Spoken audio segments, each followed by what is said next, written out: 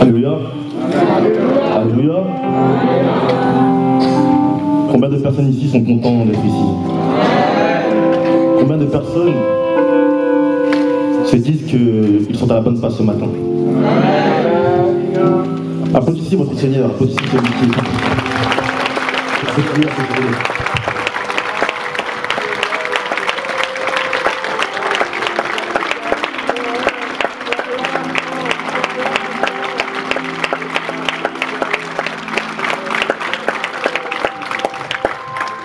Mes frères et sœurs, que la paix et la grâce de Dieu vous soient. Amen. Que la paix et la grâce de Dieu vous soient. Amen. Que la paix et la grâce de Dieu vous soient. Amen.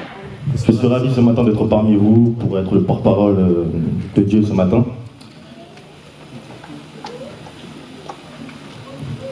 Je pense que pour chacun d'entre nous, nous sommes reconnaissants de ce que Dieu a fait pour nous dans nos vies, pour le fait qu'il a transformé nos vies, que de jour en jour, lorsque nous marchons avec lui, nous voyons notre vie transformée.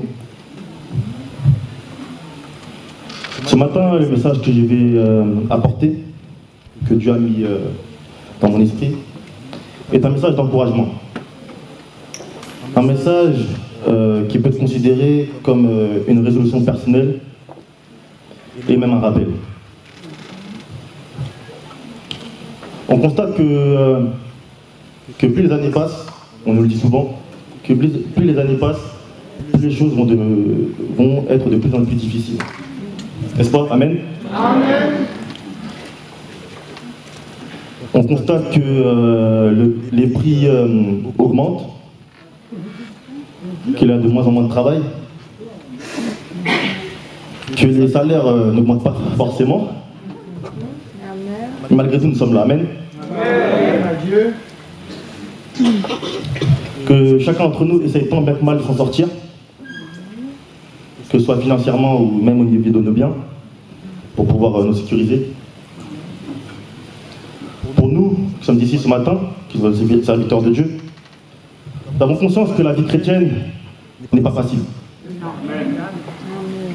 Et même pour les personnes qui ne sont pas croyants, qui ne connaissent pas Dieu, pour eux aussi, la vie n'est pas facile. Mais elle est même plus difficile, je dirais. Dans les deux cas, la vie n'est pas facile. Mais il y a quand même une différence entre ces deux modes de vie. Le fait de croire en Dieu et le fait de ne pas croire en Dieu. La différence est simple, c'est que nous avons un appui, nous qui sommes chrétiens. Amen.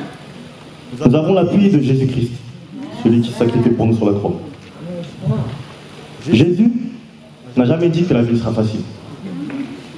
Mais il a dit que, plutôt il a promis qu'il sera avec nous tous les jours jusqu'à la fin du monde. Amen. Et cela est dit dans Matthieu 28, verset 20. Dieu a créé chacun d'entre nous avec un potentiel, avec une capacité. Malgré que nous sommes différents par rapport à nos caractères, par rapport à notre façon de faire, Dieu a créé sur chacun d'entre nous une capacité, un potentiel.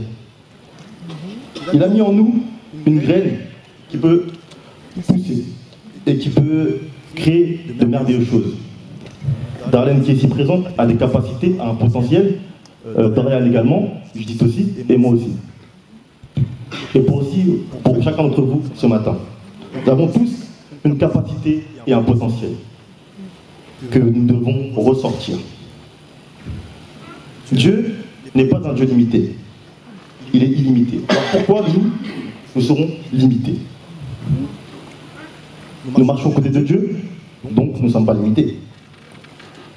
Il faut reconnaître aussi que Dieu est un Dieu qui aime les défis. Amen. Amen. Amen. Dieu aime les défis. Il a fait différentes choses qui sont écrites dans sa parole, où il a surmonté des défis. Comme par exemple, envoyer son fils Jésus-Christ à la croix. C'est un défi. Amen. Amen. Dieu nous montre à travers sa création qu'il faut toujours aller de l'avant, qu'il faut toujours lever sa tête et poursuivre son chemin, et ne jamais s'arrêter. Dieu montre dans sa parole, du début jusqu'à la fin, qu'il a fait énormément de choses, qu'il est tout puissant et bien plus encore. C'est pour cela que ce matin, il m'a mis à cœur un message dans ce sens.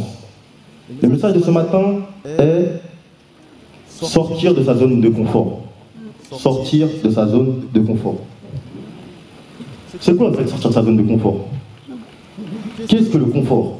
Le confort est un sentiment de bien-être physique ou psychologique. C'est le fait de vivre dans une position neutre, où on ne prend pas de risques, où on ne veut pas être anxieux, anxieux qui veut dire être inquiet, où on ne veut pas avoir de peur. C'est comme si il y avait une personne, tous les midis, il était habitué à partir manger dans un lieu où il avait la même place. Et il faisait ça tous les jours. Et puis un jour, on lui dit, écoute, il faudrait mieux que tu puisses changer d'endroit, que tu puisses manger dans ce restaurant-là, par exemple. Tu verras que ça n'a pas la même saveur. Mais de peur d'être déçu, il va continuer plutôt à aller au même endroit, à ne pas changer de lieu. La personne en question reste au même endroit. C'est un peu un exemple de confort. C'est aussi le fait aussi également de se dire, par exemple, qu'on est dans un travail où les conditions ne sont pas bonnes, mais on y reste alors qu'il y a d'autres possibilités. Et de peur de ne pas trouver quelque chose à côté, on y reste. C'est aussi un confort. La zone de confort, vous l'aurez compris, c'est une habitude, c'est une sensation de bien-être, comme je l'ai expliqué. C'est une sensation de sécurité. Et également, c'est une habitude de vie, que ce soit au niveau de notre vie, au niveau spirituel, et même au niveau de nos connaissances. Comme je l'ai dit tout à l'heure, il y a pas mal de personnes qui restent limitées dans pas mal de choses. Que ce soit au niveau des connaissances, au niveau de sa vie, spirituellement, et dans d'autres choses ici également. Quand on a la définition, on pourrait se dire que, écoute, frère Dini, la zone de confort, c'est quand même quelque chose de pas mauvais, de pas si mauvais, parce que, comme tu l'as dit au début, la vie n'est pas si facile. Donc, il serait bien de se sécuriser et de ne pas aller ailleurs. Pour répondre à cette question, je pourrais dire que oui, c'est vrai que la zone de confort n'est pas si mal. Mais la zone de confort, dans un sens, c'est un danger quand même de rester dedans. Parce que comme je l'ai dit, Dieu a créé en nous un potentiel, une capacité à exploiter. Cette zone de confort nous met dans un état de satisfaction, alors que ce n'est pas un état de satisfaction en réalité. On va se dire que, on va dire plutôt, pourquoi changer cela? En mettant dans nos têtes ce genre de réflexion, de la négativité, on ne va pas aller de l'avant. Alors que Dieu nous montre qu'il faut aller de l'avant. La recherche du confort est une chose, mais il faut tout de même faire attention à ne pas rester dedans, car cela éteint nos désirs de pouvoir progresser et d'avancer, également de lever nos têtes. Le fait de rester dans sa zone de confort aux côtés de Dieu nous fait perdre des bénédictions. Vous savez que nous n'avons pas les mêmes bénédictions, nous avons le même objectif, mais nous avons des choses à faire auprès de Dieu. Le fait de ne pas faire cela nous empêche de nous améliorer. Imaginez que, pour chacun d'entre nous, si nous restions dans notre zone de confort, si on se contentait que d'écouter ce qui est dit à l'église, de venir s'asseoir, chanter, adorer et prier, est-ce que les personnes qui sont à l'extérieur vont prendre en cause ce que nous faisons? Je m'explique. Le fait de faire la même chose, d'être habitué à faire la même chose, de ne pas pouvoir progresser à ce niveau-là, ça nous empêche d'avoir des stratégies, ça nous empêche de changer notre manière de prier. Comme vous avez pu le voir aussi dans la Bible, Jésus n'a pas fait que prier, il a jeûné également, c'est une stratégie. En faisant cela, si nous tous nous restions dans nos zones de confort, cela empêche chacun d'entre nous d'évoluer. J'ai encore un autre exemple, un exemple plutôt simple. nous étions restés dans une zone de confort, est-ce que nous aurons été là ce matin? Est-ce que nous serions dans cette église ce matin? Je pense que vous n'allez pas me donner tort. Nous avons fait des efforts pour pouvoir arriver à cet objectif qui est notre église ce matin, n'est-ce pas? Amen. Amen. Et c'est là que je prends note. Par rapport à tout ce que je viens de dire, je tiens à appuyer dessus. Je sais que la zone de confort, de quitter sa zone de confort n'est pas quelque chose d'évident à faire. Comme j'ai dit tout à l'heure dans mon explication au niveau de la définition, la zone de confort est une habitude. Et en fait, lorsque nous sommes habitués à faire quelque chose, c'est difficile de se déshabituer. On est obligé de faire les choses petit à petit. C'est comme par exemple être habitué à boire un café tous les matins. Si un jour, un matin, on ne boit pas ce café, on risque de ne pas se sentir bien. Ou le fait même encore, ne pas être habitué à venir à l'église. Le jour où quelqu'un te demande de venir à l'église, tu auras du mal de pouvoir venir à l'église, car tu es habitué à rester dans cette zone. Le fait de pouvoir sortir de cette zone de confort, c'est vrai qu'on fait face à l'inconnu, à quelque chose que nous ne connaissons pas. Le fait d'avoir peur de l'échec, le fait de se dire qu'on peut perdre beaucoup de choses, on peut perdre la place où on était auparavant. On peut entendre différentes histoires où des gens, où des personnes sont sorties dans une zone de confort et cela s'est mal passé. Donc on se dit qu'il serait mieux pour nous de rester à notre place, d'être discret et de ne pas faire beaucoup de bruit. Car on peut tomber aussi de la même manière que la personne est tombée. Je ne sais pas si ça vous est déjà arrivé de se dire que vous ne pourriez jamais faire quelque chose. Vous ne serez pas capable de faire quelque chose. Moi ça m'est arrivé, mes frères et sœurs, d'être bloqué, de me dire tout simplement que je ne pourrais pas arriver à faire telle et telle chose. Et l'exemple que j'ai en tête, c'est l'exemple qui est le fait d'être là ce matin devant vous. C'était la première fois que Pasteur Pierre m'avait demandé de porter la parole de Dieu, le message de Dieu. La première fois que j'ai entendu mon prénom pour faire un message, je me suis toujours dit que c'était une blague. Que pour moi, c'était impossible de faire ça. Parce que je n'avais pas assez de connaissances, pas assez de choses en moi pour pouvoir le faire. Je me suis dit, prêcher, ce n'est pas mon rôle, ce n'est pas à moi de faire ça, c'est à quelqu'un d'autre de le faire. Que je serais beaucoup trop stressé pour aller devant, pour pouvoir parler, apporter la parole de Dieu, dire des choses convaincantes et également toucher des cœurs. Je me suis dit que c'est quelque chose de vraiment impossible à faire. J'étais stressé, j'étais bloqué. Et comme je l'ai dit, je me disais que j'avais pas assez de connaissances spirituelles. Je me trouvais limité. J'ai commencé à penser toutes sortes de choses négatives. Et même pour être honnête avec vous, je me suis dit que je vais essayer de sortir un mensonge pour pouvoir sortir de là. Mais Dieu m'a très vite rattrapé. Il m'a dit non, tu peux le faire. Donc la chose que je suis parti faire, c'est je suis parti voir Pasteur Pierre au début. Et je lui ai dit non, je ne serais pas capable de le faire. Ça m'est revenu encore. Pasteur Pierre m'a dit non, tu peux être capable de le faire et m'a montré la ligne directrice pour pouvoir le faire.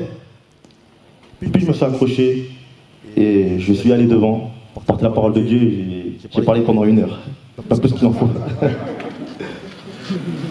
Dans cet exemple, on oublie parfois dans ce genre de situation qu'on a la puissance de Dieu en nous, que Dieu est à nos côtés tous les jours, que Dieu est capable de faire de grandes choses avec nous et que Dieu peut nous faire changer notre mentalité. Et frères et sœurs, il faut seulement croire que Dieu peut nous amener à quelque chose que nous ne pensons pas faire. Et voir jusqu'à où il peut nous emmener. Dans sa parole, il n'y a pas de verset concret par rapport au confort, mais il y a pas mal d'exemples qui expliquent cela. Donc je vous demande de prendre vos Bibles. Nous allons lire deux versets, plutôt deux passages, qui se trouvent dans Hébreux 11, versets 8 à 9, et Marc 10, versets 17 à 22. Le premier passage, c'est Hébreux 11, versets 8 à 9. Je vais lire pour vous. Qui dit, verset 8. C'est par la foi qu'Abraham, lors de sa vocation, obéit et partit pour un lieu qu'il devait recevoir en héritage. Et qu'il partit sans avoir où il allait.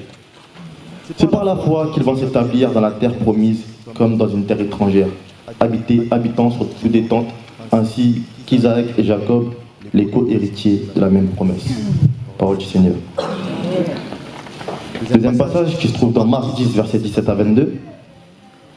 Marc 10, verset 17 à 22. Qui dit, comme Jésus se mettait en chemin, un homme accourut et se jeta à ses genoux. Devant lui, bon maître, lui demanda-t-il, que dois-je faire pour hériter de la vie éternelle? Jésus lui dit, pourquoi m'appelles-tu bon? Personne n'est bon si ce n'est Dieu seul. Verset 19. Tu connais les commandements, tu ne commettras pas d'adultère, tu ne connaîtras pas de meurtre, tu ne connaîtras pas de viol, tu ne porteras pas de faux témoignages, tu ne feras pas de tort à personne, honore ton père et ta mère. Il répondit, Maître, j'ai respecté tous ces commandements dès ma jeunesse. L'ayant regardé, Jésus l'aima et lui dit, il te manque une chose. Va vendre tout ce que tu as, donne-le aux pauvres, et tu auras un trésor dans le ciel. Puis viens, et suis-moi. Mais l'homme s'assombrit à sa parole, et s'en alla tout triste, car il avait de grands biens. Amen. Parole du Seigneur. Donc dans le premier passage, on parle d'Abraham, où Dieu fait appel à lui, lui dit de partir dans le pays où il habite, pour aller dans une terre étrangère, car il a une promesse pour lui.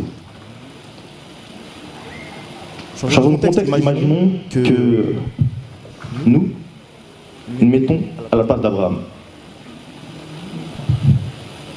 On est dans notre maison, on est habitué à faire certaines choses, on est habitué à aller dans certains endroits, et un jour, on lui dit, prends toutes tes affaires et pars de chez toi. Si on met notre côté humain en nous, on va dire simplement, ah non, je vais rester ici. Parce que là, j'ai tous mes biens. Je suis habitué à faire certaines choses. Je suis habitué à être là, à dormir à tel et tel moment. Alors que là, je vais partir, mais je ne sais pas quand je vais arriver. Je ne sais même pas où je vais aller. Mais Abraham a changé la tendance. Il n'a pas ressorti le côté charnel en lui. Il a plus fait confiance à sa foi. Il a tout simplement obéi. Et c'est ça, la première chose à faire, c'est que, dans le premier passage qui nous explique, c'est que sortir de sa zone de confort, il faut obéir. Amen. Tout simplement. Et dans le deuxième passage, là c'est quelque chose qui est contraire au premier passage. On voit Jésus qui est en train de marcher, et il y a un serviteur qui vient vers lui, qui se met à ses genoux, et qui lui explique qu'il a tout fait. Il a suivi le bon chemin. Mais là, Jésus lui dit qu'il y a une chose qu'il n'a pas fait, qui lui manque. Il lui demande simplement de lâcher tout et de le suivre. Imaginons aussi le contexte dans ce passage. On se met à sa place. On a construit quelque chose, on a construit un héritage pour nos enfants ou nos petits-enfants. Et on voit Jésus. Et Jésus nous dit, donne tout et suis-moi. Ça paraît quand même sur le coup compliqué de dire que on a autant eu de difficultés pour tout rassembler et d'un coup tout recommencer et avancer avec lui sans rien avoir. Dans ce passage, on peut voir que pour lui c'était compliqué de faire cela.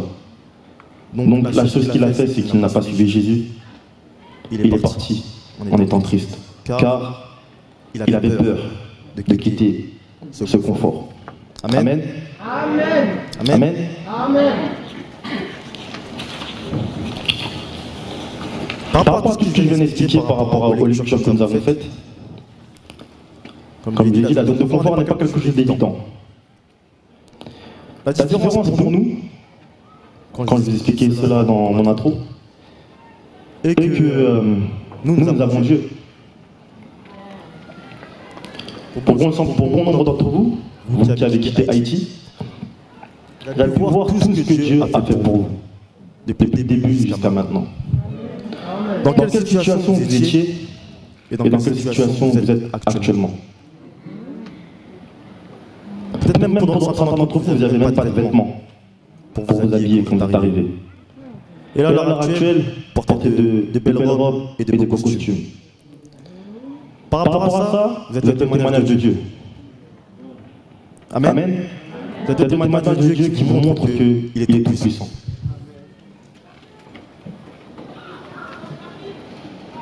Donc, la chose à faire, c'est de faire confiance à Dieu.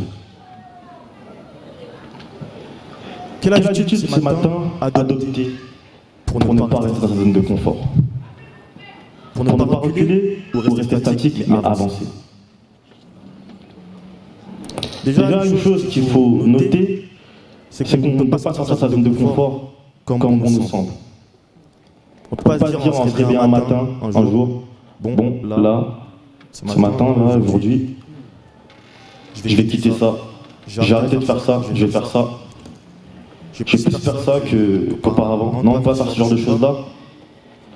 C'est, comme je vous l'ai dit tout à l'heure, par rapport à l'habitude, c'est un processus, c'est quelque chose à faire petit à petit. Je me souviens d'une chose, c'est quand j'avais rencontré plutôt une personne dans une église. C'était un gros croyant, il était tout excité de pouvoir faire pas mal de choses pour Dieu. Il était limite en feu, d'être prêt à vraiment tout lâcher pour Dieu. Donc on a rapidement échangé, parce que j'étais dans son église. Et puis, un autre jour, je l'ai rencontré, et là il m'a dit typiquement qu'il ne se voyait pas rester ici en France. Il se voyait évangéliser ailleurs dans un autre pays. Et là je lui ai dit dans quel pays tu vas y aller. Il m'a dit, écoute, pour moi je ne sais pas, mais je ne peux pas rester ici. Je vais évangéliser. Je l'ai encouragé dans cette voie, parce que je trouvais que c'était une bonne chose. Mais il m'a dit quelque chose qui m'a marqué. Il m'a dit que, mais avant ça, avant d'être sûr de pouvoir faire cela, parce que je ne te cache pas, je n'ai pas beaucoup de revenus, je ne travaille pas actuellement, je veux voir si c'est la volonté de Dieu. Si c'est une bonne chose à faire, de pouvoir aller dans ce chemin-là. Et finalement, ce n'était pas la volonté de Dieu de faire cela. Dieu avait une place pour lui ailleurs. Il avait préparé un travail à Toulouse, mais à ne pas évangéliser dans notre pays. Et à pouvoir accroître ses connaissances. Donc à travers ces angles, il est indispensable de se poser les bonnes questions. De savoir où on va, d'établir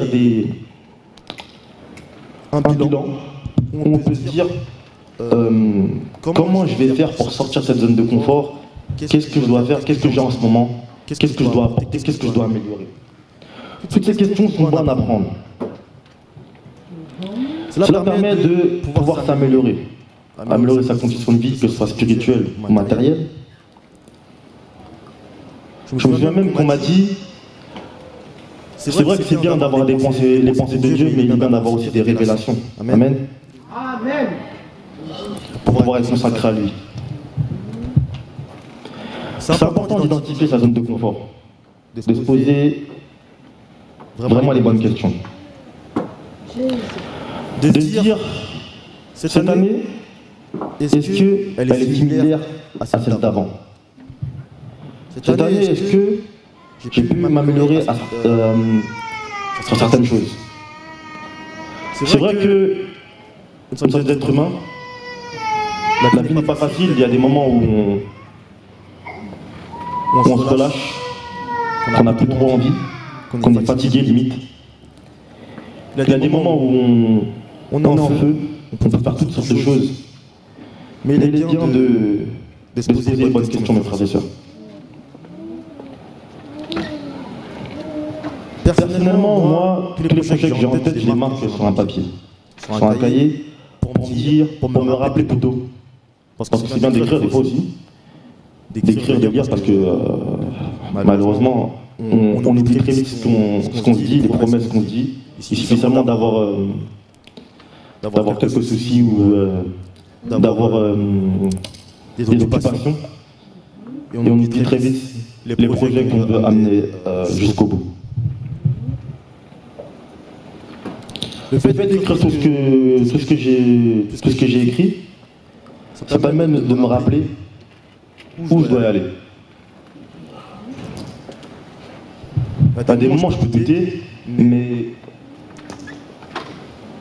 quand même, je m'accroche. Dieu nous encourage ce matin à ne pas se relâcher. Amen. À avancer. Il le sait, la vie n'est pas facile.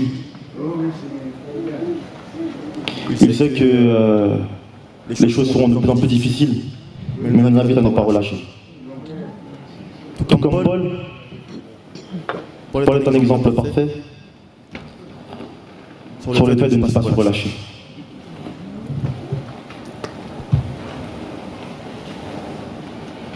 Il y a des personnes aussi qui ne vont pas comprendre vraiment le sens de quitter sa zone de confort. Ils vont parler à ton sujet, dire que tu es fou. Pourquoi tu essaies de quitter ta zone de confort alors qu'actuellement tu es bien? Quand on veut sortir de sa zone de confort, il y a une zone de peur. Est-ce que la cabine peut m'envoyer l'image que je vais donner tout à l'heure, s'il vous plaît? Il y a différentes zones dans la zone de confort, après la zone de confort plutôt. Il y a la zone de peur, de panique. Dans cette zone, il y a différentes questions qu'on peut se poser. La cabine, on peut m'envoyer l'image, s'il te plaît?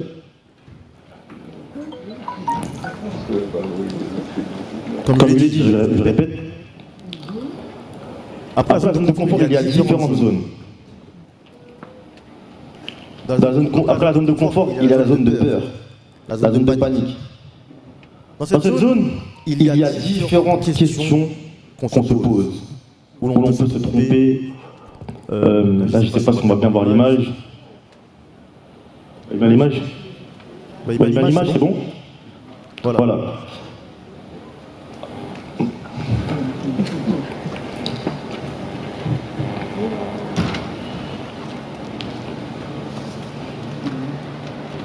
Voilà, je vous l'ai dit, il y a la zone de confort, la couleur qui est en rouge.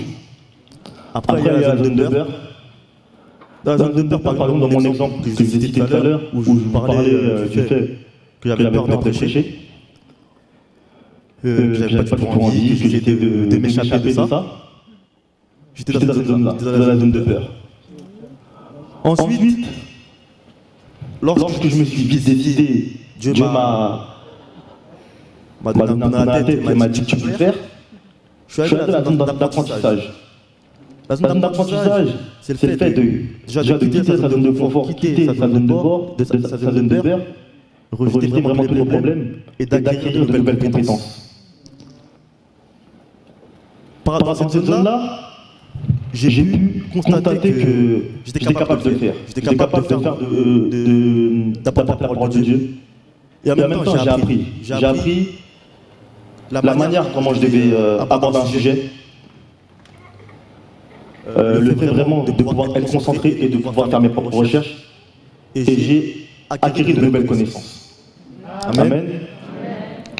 Ensuite, dans la zone d'apprentissage, il y a la zone de grandeur. Dans la zone de grandeur, là, tu veux aller encore plus loin. Tu dis que, là, vu que j'ai été capable de faire ça, je peux faire encore d'autres choses. Donc, je me mets encore de nouveaux objectifs. Je me dis, voilà, j'ai prêché une fois, pourquoi pas prêcher une deuxième fois, troisième fois, quatrième fois. Donc là, j'ai agrandi ma zone de confort. Tout ça, c'est la zone de confort. Au début, la zone de confort était en rouge. Et après, la zone de confort devient toute verte. Voilà la zone de confort qu'on doit atteindre ce matin, mes frères et sœurs. Amen. Amen. J'ai encore un exemple biblique qui parle de ça, la zone de confort. C'est une histoire que vous connaissez tous. Par rapport à Pierre et Jésus, où les disciples étaient sur la barque. Et Jésus, pour les rejoindre, a marché sur la mer. Et ont vu Jésus, au début, ils ne savaient pas que c'était Jésus, ils ont eu une grosse prière. Et là, Jésus a dit à Pierre que c'était lui, et a demandé à Pierre de le rejoindre. Vu qu'il était sur la barque, il a vu qu'il y avait de la mer, plutôt il y avait de la mer. Il s'est dit que c'était, on va dire humainement, logiquement, on se dit que c'est impossible. Il s'est dit que c'est impossible. Même les disciples à côté de lui ont dû le regarder, ont dû se dire, mais est-ce qu'il va vraiment le faire? Est-ce qu'il va obéir à Jésus ou pas? Parce que c'est la mer quand même. Et Jésus, c'est pas n'importe qui. Donc il a eu peur de se mouiller. Au début, il a écouté Jésus, il est sorti de la barque, il a marché, et c'est là qu'il était dans... il sortait de sa zone de confort, dans la couleur rouge que je vous ai montrée dans l'image. Ensuite, il y a des doutes qui sont apparus. Et là, il était dans la zone de panique, de problème, de peur. Merci. Et c'est là qu'il s'est posé beaucoup de questions. Il a douté du fait de pouvoir marcher sur l'eau. Et quand il est en doutant, il allait tomber et Jésus l'a rattrapé en le laissant dans sa main. Le fait que Jésus l'a rattrapé lui a dit qu'il a manqué de foi. En disant cette phrase, Pierre a appris. Au début, il se disait que c'était impossible. Ensuite, il est sorti de la barque. Ensuite, il a appris. Et c'est cela l'a fait comprendre qu'il fallait avoir la foi jusqu'au bout, avoir de l'espoir et essayer. Le but de ce matin, mes frères et sœurs, c'est vraiment d'essayer d'élargir notre champ de vision. De pouvoir vraiment avancer pour avoir des meilleures choses. Au début, c'est petit, après, ça devient grand. Comme vous avez pu le voir dans le schéma, il a seulement un choix à faire. La zone de confort, la zone de panique, la zone d'apprentissage et la zone de grandeur. Où là, nos rêves deviennent réalité. Des choses logiquement impossibles à faire deviennent possibles. Amen. Amen. Donc vraiment, je vous invite, mes frères et sœurs, à vraiment saisir les choses que je viens de dire ce matin. À vraiment aller de l'avant. À ne pas se contenter seulement d'aller à l'église et rester assis, écouter, chanter, prier, Que ce soit spirituellement, je parle, et même au niveau de notre propre vie. Parce que c'est vrai qu'on veut sécuriser notre vie de famille, on veut être dans notre coin, ne pas avoir de problème, éviter le moins de problèmes possible, mais de vraiment se pousser à faire des choses qui peuvent être plus grandes. Ça nous permet d'être meilleurs et d'améliorer nos conditions.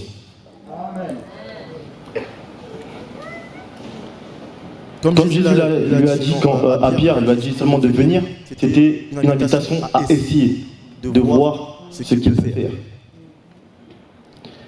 De se dire, Jésus est venu pour sacrifier pour nous, il nous donne l'opportunité de pouvoir vivre une vie comme la sienne. Donc nous devons recopier ce qu'il a fait lorsqu'il était sur terre. Amen. De même par la même occasion, Jésus est près de nous. On a vu aussi différents exemples où il y avait des personnes qui étaient très malades. On pouvait se contenter seulement de prier à l'église. Mais au milieu de ça, l'église met en place des jeunes pour les personnes qui sont malades. Se déplacent dans les foyers pour prier pour les malades. Et il y a des délivrances qui se font. Amen. Amen. Amen. Pour finir, mes frères et sœurs, Dieu nous appelle à avoir une vie chrétienne remplie, non fade, que nous ne fassions pas sur place, mais que nous marchions dans l'objectif que Dieu veut que nous arrivions. Dieu nous demande de nous surpasser à ses côtés, d'améliorer nos capacités, de voir plus grand, de changer notre positionnement et la dimension dans laquelle nous étions auparavant. Le confort que nous avons à l'heure actuelle n'est pas une finalité, mais le commencement de plein de choses. Amen. Il y a pas mal d'histoires qui sont expliquées dans la Bible. C'est même pas une question d'âge. Que nous avons 15, 20, 40, 70 ans, on peut être appelé à faire de grandes choses en un instant. Quelque chose que nous ne pensions pas faire auparavant peut être possible. Par seulement un pas, une phrase ou une décision. Vraiment, Dieu nous invite à prendre ce matin de bonnes résolutions, de bons choix. En outre, il existe des choix positifs qui nous amènent à être meilleurs et des choix négatifs qui nous amènent à être fades. Vraiment que Dieu nous bénisse et que Dieu nous aide à aller de l'avant. Passez un agréable dimanche, frères et sœurs.